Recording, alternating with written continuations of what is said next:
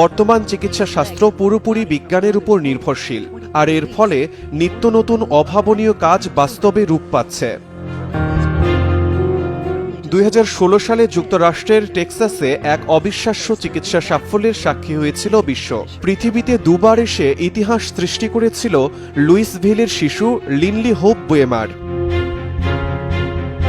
লিনলির মা Margaret Hawkins বুয়েমার যখন 16 সপ্তাহের অন্তঃসত্ত্বা, তখন চিকিৎসকরা জানান অনাগত কন্যা একটি বিরল টিউমার স্যাক্রোকক্সিজিয়াল টেরাটোমা নিয়ে বেড়ে উঠেছে। মেরুদণ্ডের গোড়ায় বিকশিত এই টিউমার শিশুটির শরীর থেকে রক্ত শোষণ করছিল, যার ফলে তার হৃদযন্ত্র বিকল হওয়ার আশঙ্কা তৈরি হয়।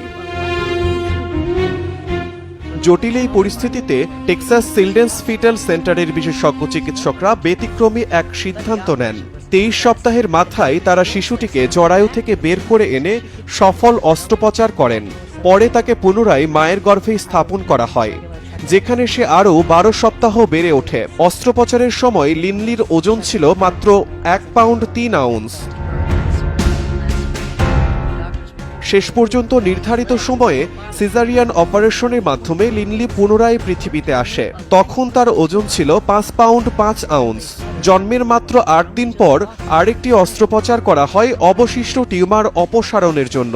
বর্তমানে লিনলি পুরোপুরি সুস্থ এবং স্বাভাবিকভাবে বেড়ে উঠছে। চিকিৎসা বিজ্ঞানের এক বিস্ময়কর সাফল্যের প্রতীক হয়ে সে দেখিয়ে দিল আধুনিক চিকিৎসার মাধ্যমে কল্পনাকেও হার মানানো সম্ভব।